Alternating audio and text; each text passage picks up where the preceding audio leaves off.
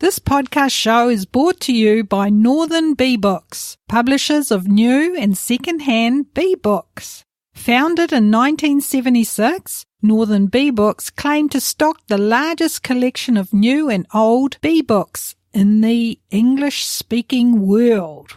They also publish the Beekeepers Quarterly and Natural Bee Husbandry magazines.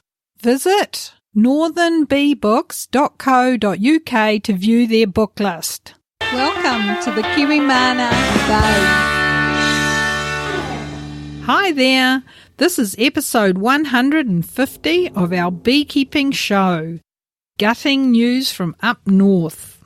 We are Gary and Margaret. We are kiwimana, and kiwimana are beekeepers from the hills of the Waitaki Ranges on the wild west coast of Auckland in the North Island of New Zealand. Yes, we build and sell beekeeping equipment and bees, provide beekeeper services and education. In this episode, we talk about beehive vandals up north and another reason why glyphosate isn't great for your bees. Let alone us humans. Yes, Gary, but there is a plan. Oh, that's good to hear. And we also have roving reporters checking in from Australia and England. Oh, and Hollywood came to Kiwimana HQ. Yes, that was a good day, wasn't it? A good day. And the show notes for this podcast are kiwi.bz/150. So what's happening with our bees? Let's talk to Margaret. Last show we discussed assessment inspections that Margaret was doing. How are you going with them, Margaret? Yeah, I'm getting there. And as discussed in the last show, I use assessment inspections, as my starting point when coming into a new season. And this season is spring here in New Zealand. So it's one of the things I do as a recommendation to my students that they do this with the idea that it is you go in and check the status of each hive, and from those results of what you find, then I plan my to-do list. Sounds like a good strategy. What did you find with the current hives? Hive 1, which is a Langstroth setup, had a single queen cell and still had their last season queen. Oh, awesome. Yes, that could be a supersedure, but not sure. But you just anyway, said it was last season's queen. Yeah, they had last season queen, but they've got a new single queen cell. Oh, that's right. Yes. Okay. Weird. Okay. Hive 2, the Langstroth also, they had a high population, good nectar, and still had some honey. And they've got brood coming on about 5 of the frames. Right. Yeah, Hive 3, Langstroth, also had low population and had eaten all their honey and may well have been on the way to starving. Yeah, because wasn't that 7 frame one we talked about last time? That ran out of food as well, didn't it? Yeah, I do mention that a bit further down. I don't remember anyway. The 7 frame colony that was in that position, in that place. I gave 8 frames of honey to, but that one's really pumping along now. Okay, so because what I found in each hive was different, I had to have different solutions for each colony. So hive 1, I split and I moved the last season queen away, and I hope that the queen cell I left in the original position with all the forages and everything produces a really good queen. But in saying that, I did make sure that I gave them some new eggs just in case. And then moving on to hive 2, I set up those colonies with a hive mat after the brood box. So there's box 1, full depth brood box, and then I have the hive mat or inner cover with the small slot cut in it. And that was on top of box 1. So because there was such a high population in there, I moved it up to top box 2. And my hope is that the queen will continue to lay really well, and then in a couple of weeks I'll go back in and check them, and if there's enough population, I'm looking to have about 8 frames of brood, I will split them. So hive 3, I added 2 frames of honey, 1 on each side, and left the hive mat with the slot in on top of box 1. So hopefully they will build up some more with that honey frame food that I've given them. And by the way, guys, once you've done your assessment inspection, you need to do a 2-weekly inspection schedule from the date you completed the full hive assessment. Okay, and that just means you can keep checking progress. So what sort of bee behaviour is seeing at the moment? There seems to be a lot of orientation flights, so there is some hatching new bees. Plus the weather has been just awful and blimmin' cold, so there have also been just cleansing flights after a couple of days of being confined, and they're all sort of hovering around the entrances and then going back inside. Yeah, I've noticed more bee poo on the car window. Beep-poo, beep-poo. It's hard to get off. Geez, like your fingernails. We'll get the emergency services in there, Gary. Beep-poo, beep-poo, beep-poo. Exactly. So the bees are confined so much because of the weather. What can happen in the hive? I think the biggest concern, which has been true, is that the food store's just getting eaten away. And with the colder temperatures, they'll also have to keep all the extra brood they've been laying warm. So that takes energy, which equals to more food being consumed. So this means I have to check the honey frames or food stores more regularly. It may also mean that we have to prepare some sugar syrup. This is the absolute last straw, so I hope we get some warm weather coming on. Another thing that happens when bees are confined for, a few days is that as there is some fine weather moments, the bees will come out and it can look almost like swarming, but just remember not to panic. And the best way to determine if the colony wants to swarm is to go actually inside the hive and make sure there's no queen cells. And, the methods we use is all preemptive, so we don't want them to get to queen cell stage. Yeah, I mean, that's amazing. We don't normally feed sugar, do we? But, I mean, in some situations you have to, don't you, if you've got no honey left? Yes, sadly. Hopefully that doesn't become the case, but, it's best to be prepared. But don't we have some spare honey frames to give them? I've used most of them up. We have got some left. Some in the hallway, as most beekeepers do. Yes, of course. But if you do see queen cell, guys, generally a swarm queen cell, and this is just generalisation, is that it's drawn towards the bottom of a frame. The supersedures are usually in the middle. But, there could be a lot of arguments about that because sometimes it's not always the case. No. So what's next for the bees then? Okay, well, I just have to finish my assessment inspections of the 3 remaining hives. One's that 7-frame colony you were asking about, and that one had lots of dying bees because of the starvation side of things, and I think I'm lucky. But they really have bounced back, and even though there were lots of dead bees, the population is huge, man. So I'm very, very relieved about that, and they look like they will need to be split pretty soon. Oh, good. Yes, we've had some real crappy weather, haven't we? And so what impacts that had on the hives with the single queen cell? Is that the 7-frame one? No, it's not, is it? No, that one's the Langstrath one, and that's the one where I moved the old queen away. It's a really good question because I think that there's some real merit to what we'll end up with, if you know what I mean, because of the weather. So we don't know if she's going to be successfully mated, especially if we keep having all these storms and heavy rain. She will be hatching in the next couple of days, I think, so we'll just have to wait and see. Yeah, wait and see. And what happens if your plans go pear-shaped? What's your strategy then? I will just merge the older queen back in, or I can put some of her eggs back in there and try again. Okay. And then just wait until the weather gets better, starts behaving itself. And what's your advice for Kiwi beekeepers at the moment who may be experiencing the same weather problems we are?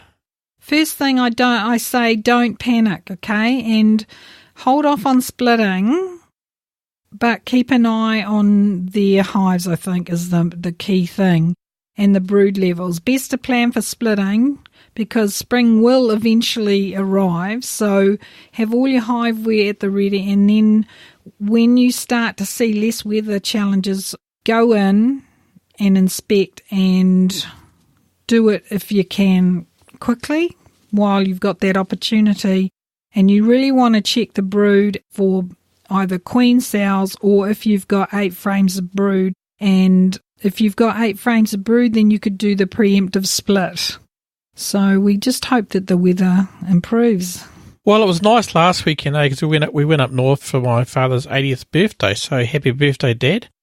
And it was great weather, so let's hope the weather continues to get better and the clocks go forward last weekend, so let's hope summer's on its way. Well, that would be awesome, wouldn't it? I think so. And we've still got 2 months of spring to get through, so who knows what we're going to end up with, Gary. Oh, I think the bees will know when it's time. They'll tell you. When you see swarms hanging in trees, you know it's time. But it's too late then, isn't it? I think so. The whole idea of when we do our preemptive splitting is that we don't have to deal with that, because I really don't like populations in hives to get low. No, exactly. But I think, folks, if your hives have eaten all their honey, do a feed before you split, give them a good feed, and then remove the feeder about a week before you end up splitting, just so that you don't have too much extra space that the bees have to deal with, and you keep the temperature quite high for the raising of the new queen. Yeah, but what's your expectations over the next month? I hope, and I'm hoping the weather gods hear us and it gets better. And I hope that the single queen cell has hatched and she's mated successfully.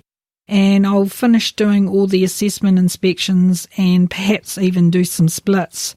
That could be about 2 weeks later. So what's your conclusion so far as we head into the second month of spring? Oh, that's another good question, Gary. And I think that what I've found through the hives is that they're all at different levels of preparedness for spring. And, I think the food side of things has really been a challenge this year because, I don't know, the one that didn't have a lot of food left was not a big colony. So I don't know why they're in that situation. Anyways, I think we can both agree. Do you agree with this, that spring is late? I think so. Yeah. And winter is... I think it came back with a passion, the winter. It was freezing. Yeah. I think it's sort of hanging around, and I'm glad that I'm a hobbyist beekeeper because I know for sure that the standard approach across the apiary, if you were a commercial beak, may mean failure of hives at this point. The beauty of being a hobbyist is I can give each hive my full attention, basically. Yes, absolutely. What about overseas? I see it swarming in Melbourne at the moment. We saw a photo of Ben, didn't we, which was kissing swarms. Yeah, I know. It's interesting. And, yeah, I think for those over in the northern hemisphere. Yep. Okay, got that right this time. Okay, well, we hope that you've had all your treatments finished for those of you who have got varroa and that you've wintered down and wrapped up your beehives. My personal dream would be that people choose to leave their colonies their own honey and try to avoid feeding sugar syrups, because it's never going to be honey. It's never going to be a good, healthy feed, is it? That's my view. And anyway, and that your plans for the coming spring is that you breed from your surviving queens and keep them to help build stronger genetics in your local area. Okay, that's me, Gary. So cheers. And what's next? Well, it's spring here in New Zealand, kind of.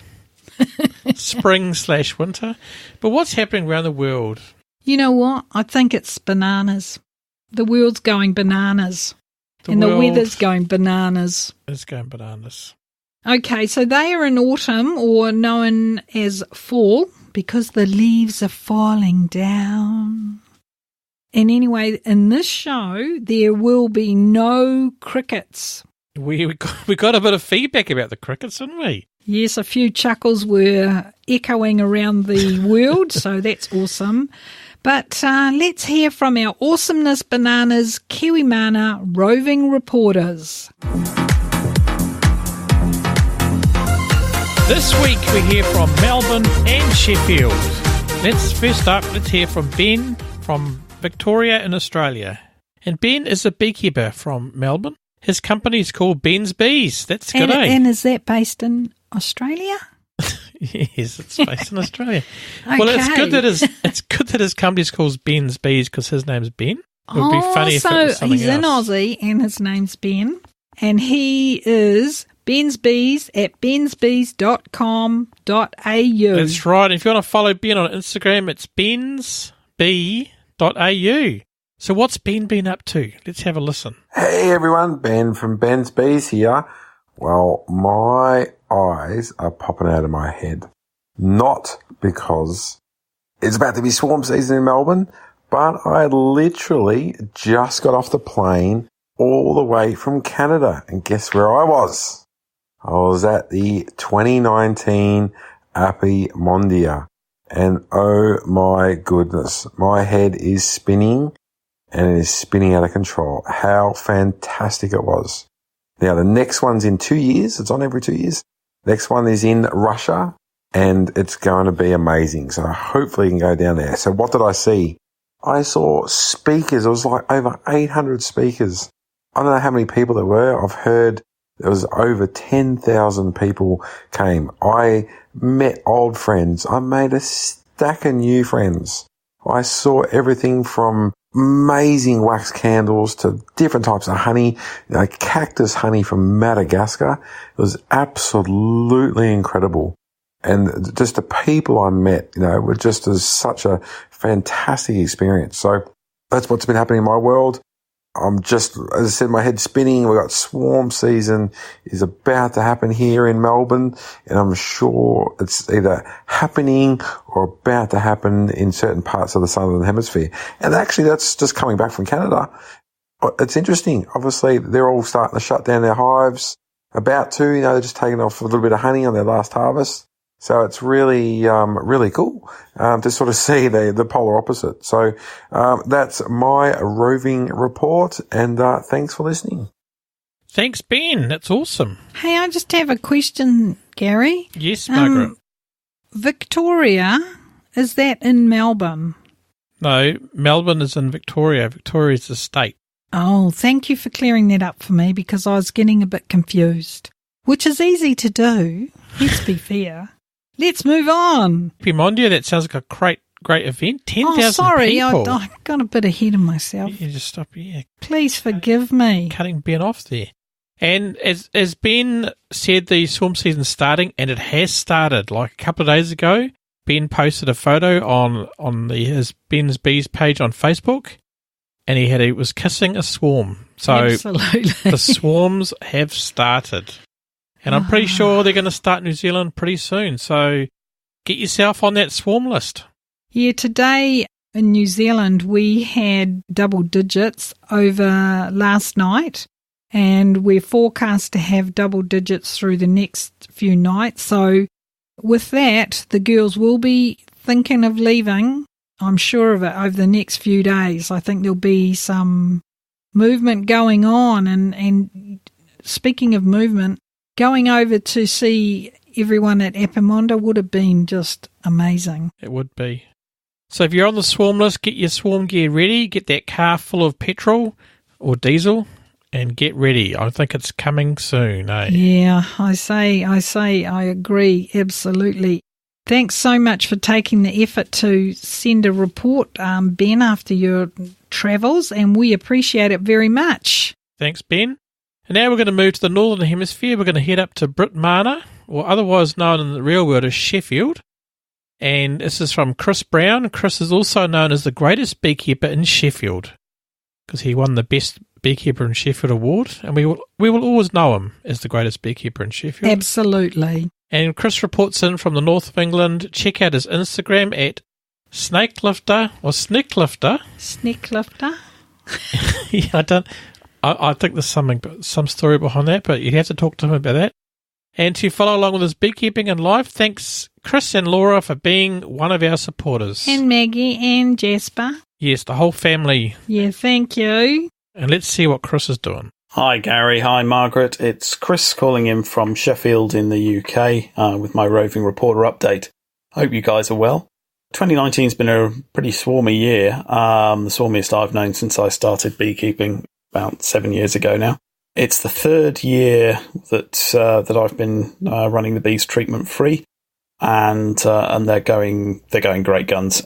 I think it's helped definitely by the fact that there's been because it's been quite sort of a swarmy year. There's been some brood breaks, therefore the varroa count remains naturally fairly low. But I genuinely don't see a difference. If anything, it's an improvement on the days when I was treating with oxalic acid and thymol. We've had some very hot days this year in the high sort of 30s. We've had some sort of rain in between that as well. So the summer's been kind of variable, but a warm summer by British standards at least. I've currently got 5 colonies, and this year I took about 40 kilos of honey off those, leaving them with a minimum of 1 super each. Some of them have got 2, so they're doing great.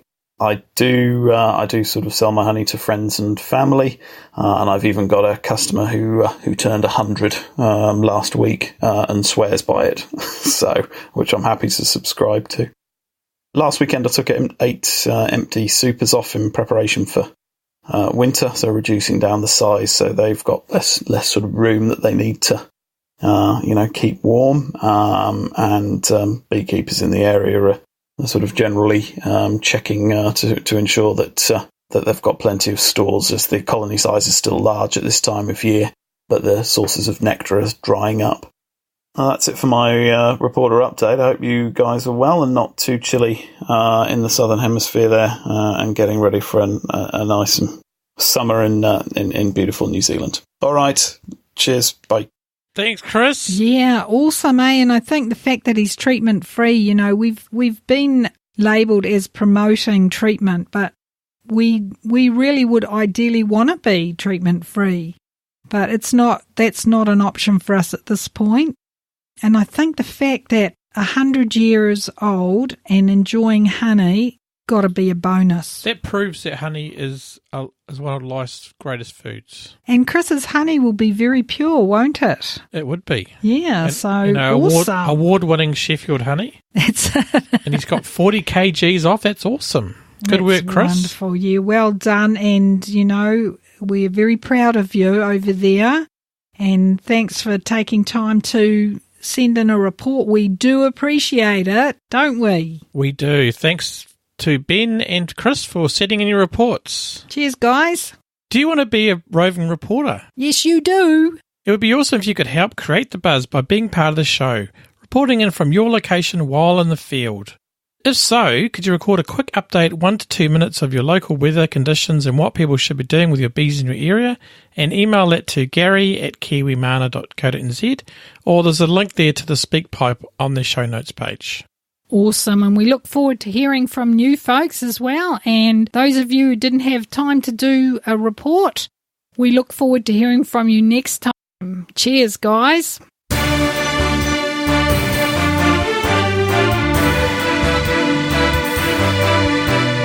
Beekeeping news you can use. And the first story is gutting. Northland Family reeling after 50 beehives destroyed in a deliberate attack. Oh, this really upset people, didn't it? Upset me. Yes, this did really upset folks. This family that was affected were featured on TV on Country Calendar, a very popular show in New Zealand. And they appear to us as genuine hard-working beekeepers. So why did this happen? Was it corporate competitiveness or tribal upset? Yes, it's hard to say. We won't know until the perpetrators are caught. If you know anything, please contact the Northland Police Department or police station. Okay, I'll just read a bit of a quote from the article, Dale. Okay, a Northland family is devastated after almost all of their 50 beehives were destroyed and about 2 million bees killed by an unknown attacker. Wow. Shocking. It is shocking. And, the things that came to my mind is that it definitely wasn't cattle, because cattle will sort of knock the hives. They won't necessarily completely be turned upside down. The tethers were cut, and they were cut cleanly. So definitely seems like some human animal. That's a good one. I like that. And as this happened in August, it's going to be really hard to rebuild from that at this time of the year. So that's really, really hard to deal with as well. So, yeah, my heart goes out to them. And, this family have been supporting locals by selling their honey at good prices. And that's just sharing health, in the community. So it makes it even more difficult for me to understand as to why this act was done. And it's absolutely a deliberate act, wasn't it? Well, absolutely. It definitely looks deliberate. So, support them by buying their honey, eh? Because they're at kiorahoney.co.nz. So if you can buy some honey off them, that'd be a great step forward, eh? Try and build up some of that, recoup some of that loss. Yeah, it's Kiora. Kiora, and everyone knows. Kai is food, isn't it? Kai is food, that's right. The hives belong to the Murray Whānau's award-winning Kiora honey business based in Awanui. Whoever was responsible had deliberately set out to kill the bees, said Blanche Morrow, the chief executive of the Kiora honey business. Likely related to competition for beehive sites in the so-called honey wars. So Kaitaia police are investigating security camera footage in the hope of identifying the vehicle involved. And what does Blanche Morrow have to say, Dale? She says, we just sat on that anyone would be that low. For us, the gutting part for us is our poor bees. They're like our pets. If someone did that to your dog or cat, you'd be pretty upset too. Oh, absolutely. Yeah, we do feel for you there, Blanche, and we hope that you have moved forward from this and maybe getting some help with finding out who did it. Yeah, we'll try and see if we can get in touch with you and have a talk. Okay, so we got some feedback on this one, and Gil Ashmed McCoy says, why would people do this? Fucking low life, bottom feeding scum. And then 4 very unhappy face emojis. Gil always tells it as it is, doesn't she? Absolutely. And what does Gina Hartley say? She says absolutely inhumane to do this to those bees. Philippa Vincent says, let's hope the bees gotten a few zaps. Me too. And Colette Nichols says, this is why we can't have nice things in New Zealand. Oh. Well, we can change that. No, we can't let this kind of behaviour stop us from doing what we love, because then those sort of people will just start taking liberties more than what they've done now. So we don't want that. Liberties. Yeah, we don't want those liberties taken, so we lose ours. So keep going, guys. And what about Newton Judy? She said, look for someone with lots of itchy red stains all over their face and hands. Yeah, that's a good idea. Yeah, we'll pass that on to the police. And Carleen Wakefield said, so selfish. True. And Kim Hoffman, bloody sad how people can do this. The dudes need to get a life. Yeah, I reckon. A life sentence. And Norman Double? Norman perhaps? Double. He said, probably someone you know. Look around and figure out who stands to gain the most. Then some bush justice is in order. Kiwimana cannot condone bush justice in order. Just please contact the police to deal with this. And Donna Trott, what does she say? She said, find them and cut their hands off. Kiwimana also do not condone cutting hands off of criminals. And Jules Kent says, whoa, that is mad. What, the bush justice or just the actual crime? I'm not sure. I just think it's all mad. It's going mad. Crazy. It is. Oh, it's. I think it sucks, and I'm really annoyed for you guys. I'm sorry to hear that. Yeah, I think the people who did it don't really know what goes into our beehives. You know, the work we put in, the gear we build, the bees we grow. The love we share with them. That's right. Okay, well, I agree that even if you don't like bees, it's ignorance and immaturity which motivates this kind of selfish and nasty behaviour. That's my view. Let's move on to the next story. Another gutting story. And this one is titled Roundup Guts Bee Colonies, Threatens Human Health, Scientists Says. It is a gutting story, and this, we just have to give you another warning that this news has caused some passionate, expressive expletives from the kiwimana team, so be aware that some listeners may find comments offensive. Okay, let's do it. Well, we'll beep out the swear words. Well, no surprises here in this story from Epcot Times. Glyphosate affects bees and also harms humans. So why are we still so in New Zealand? It is actually glyphosate. Well, whatever the shit it is. And the quoting from the article, the humble honeybee is setting a warning about the environmental disruption that affects not just this key link in our food production, but affects multiple species with serious negative effects on human beings. Yeah, they've gone into a lot of scientific explanations about how it spoils or affects the body's ability to produce the healthy bacteria in the gut. Yeah, and that affects the bees' navigational skills, doesn't it? Yeah. But they have a plan? Yes, they do have a plan. What's the plan? The plan is that Minnesota has launched a bee-friendly lawn program that will pay and educate homeowners to transform their modern lawns and gardens into pollinating bee sanctuaries. Yeah, and I think that's where we have to focus a lot of our energy on. But people still use it because I was getting lunch the other day and the guy behind the counter was saying, "Oh, I hope the weekend's good so I can go out and mow my lawns and spray Roundup." I went. Did he actually say Roundup? Yeah, and I gave him a big. In my opinion, Roundup isn't the best thing to use. You know, sometimes he wasn't expecting a 10-minute discussion about it. It. Oh my goodness! Well, I good on you. I pat you on the back there, Gary. We need to create awareness, and if it's hurting our bees and they're using this stuff on our food and all this other stuff, because the article talks about neonicotinoids being similar to the makeup of glyphosate. So, you know, if they're spraying that stuff on our food, no wonder we're getting all these sicknesses. So this is a really long article, guys, but I think it's well worth reading. And I read it several times because I had to get some notes from it. Anyway, these are the main points in the article. These are the ones that you have... These are the main points that I deduced from the article. Okay. You may deduce others. I did. I deduced that they've got a plan for planting. Well, that's awesome. So, sorry. Yeah, get back now. Okay, I'm going to... Okay, now you be quiet. I'm turning your mic off now. I'm backing up the truck. So what are the things that you took out of that article? Well, the main points I took out of it was between 1974 and 2014, 1.6 billion kilograms of glyphosate have been applied in the United States.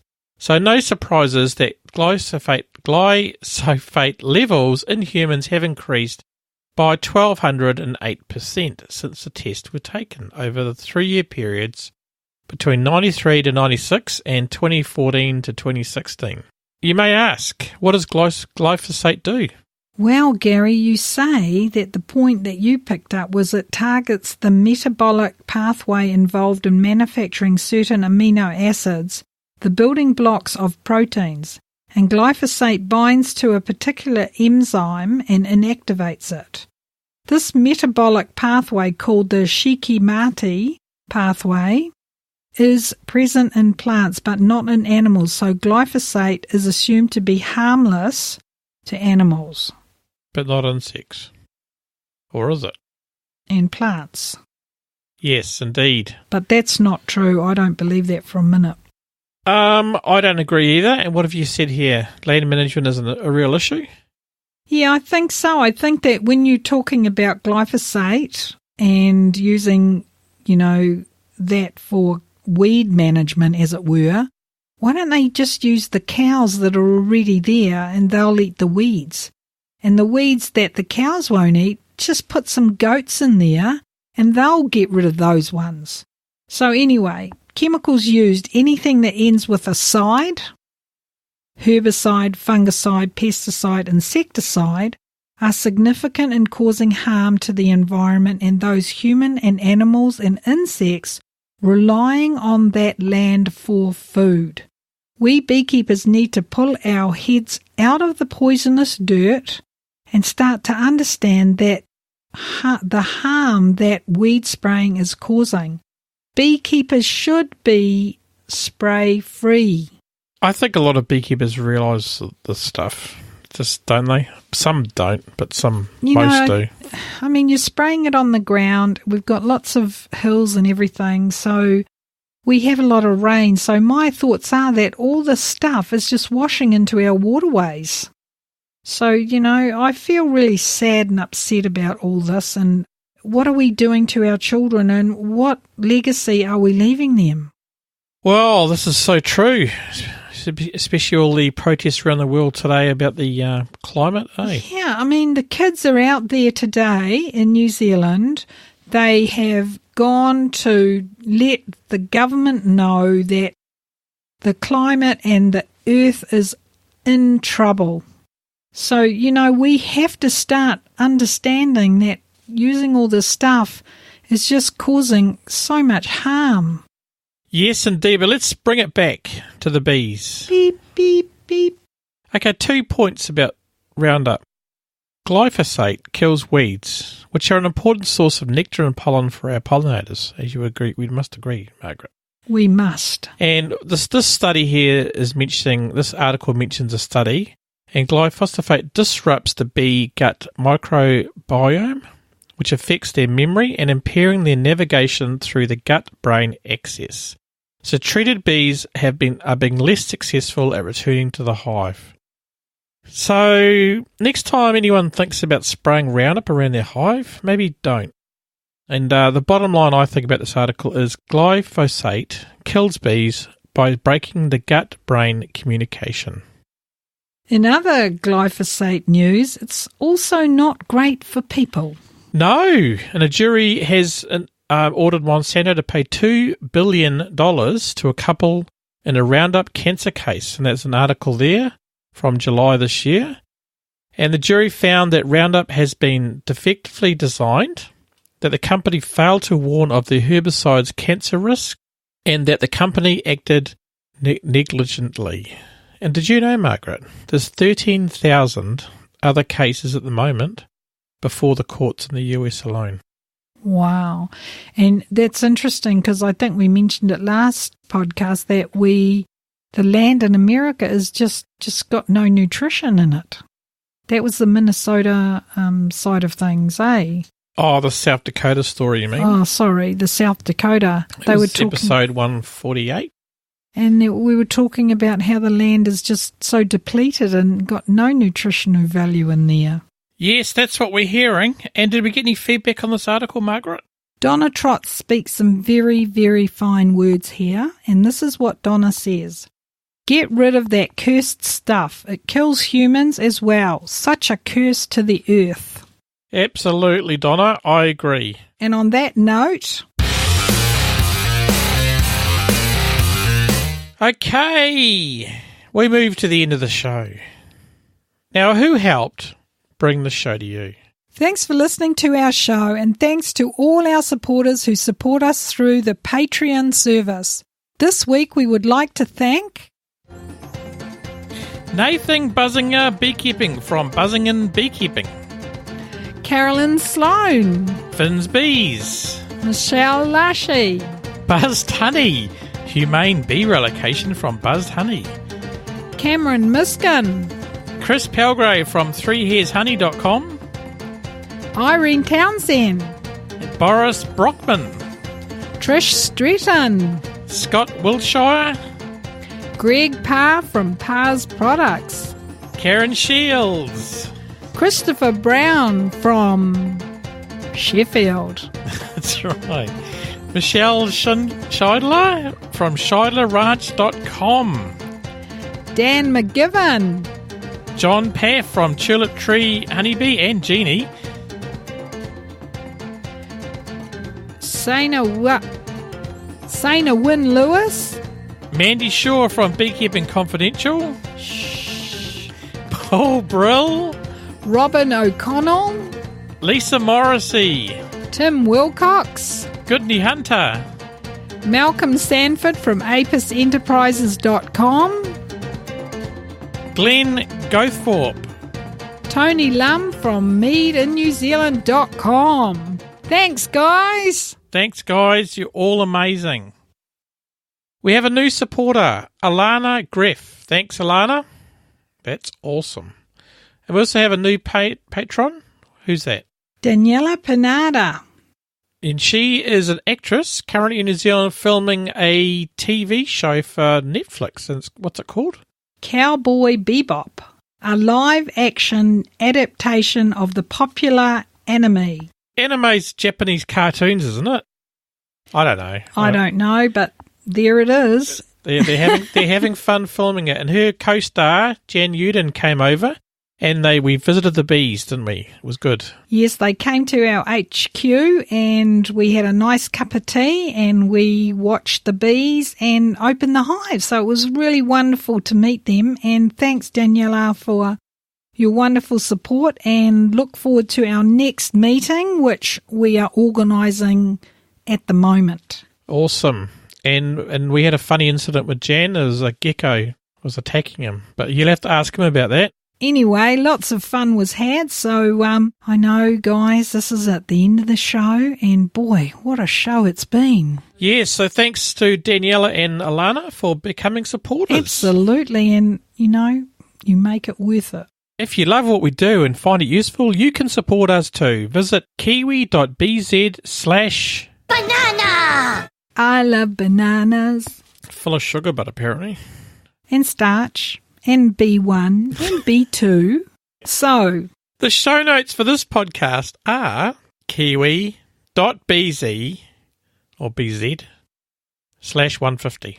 Thank you for listening. You out there, we appreciate you listening right to the end. You are a true kiwimana fan. Absolutely, and we appreciate you. And thank you. And thank you, Gary, for all your efforts. Thank you, Margaret. And your hard work. And I think it's time for a nice cup of tea and a ginger nut. Ginger nuts are so spicy, made from Old English recipe. Okay, we better go. I think Margaret needs some sugar. See you guys. See ya.